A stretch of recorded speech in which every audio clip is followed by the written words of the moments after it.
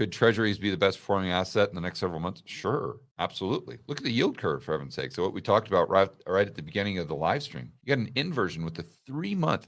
I think we just say that as though it's like a throwaway comment, like, oh yeah, oh the yield curve's inverted. Oh yeah, yeah, yeah. But we don't really think about what that means. I mean, the government can borrow at a lower rate of interest for 10 years than it can for 3 months, obviously annualized. I mean, that is bananas. Just think about that in terms of consumer price inflation, right? Let's say you've got a buddy that comes up to you and says, hey, I need to borrow $1,000. And he says, I need to borrow it for 3 months. Okay, are you going to charge him more or less interest? Do you have more or less risk than if you lent him that $1,000 for 10 years? I think that should sink in for everybody. And then when you understand it at kind of a basic level there, a real world level, then just extrapolate that to the 31 trillion that the government has in debt and that they're having to roll over, I don't know, 11, 12 more, maybe more trillion per year. And so my point there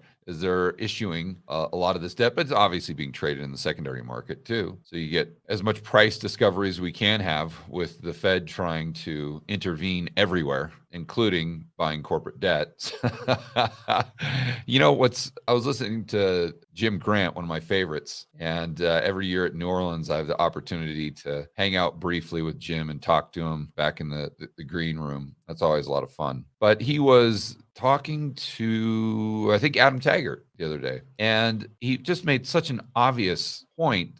But even though it was obvious, it was just so profound because no one just actually usually says it, And he says, listen, there's not really I'm paraphrasing here, and I kind of tweeted it out. He said, we don't really have a problem with liquidity. We just have a problem with a clearing price. So meaning, let's go back to September of 2019 with repo. You guys remember that well. Repo spikes up to 10%, and the Fed has to come in and inject liquidity. Well, hey, listen, the Fed would not have had to come in and inject liquidity. That's what the price was doing. By the price of money increasing, it was drawing in more liquidity. It was making it worthwhile for the people who produced the liquidity or provided it to come in and do so. It was incentivizing them.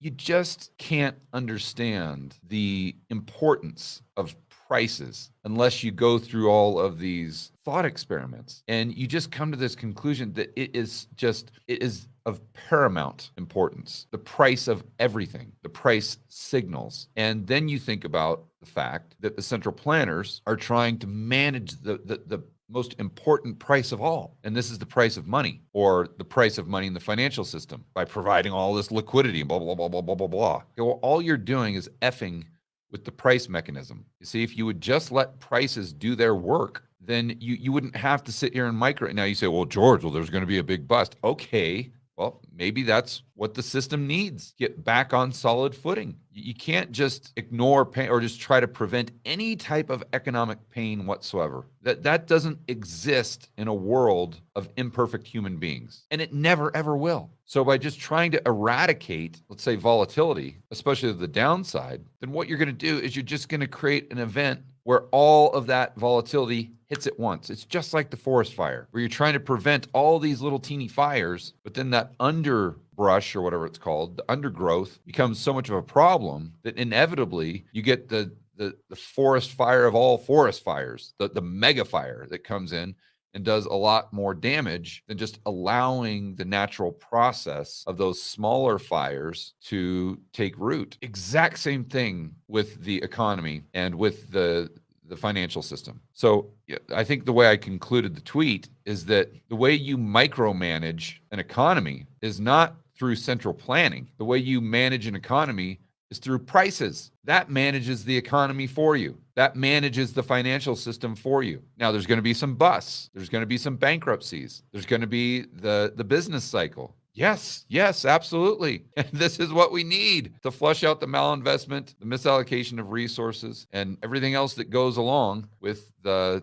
cycle of animal spirits, if you want to call it that. So it's let prices do their job. We're going to be far better off over the long run than having the authoritarians and central planners try to meddle in everything and just micromanage this and dial this little, we need a little more liquidity over here. We need a little more liquidity over there. I mean, no, you're just making it far, far worse over the long run.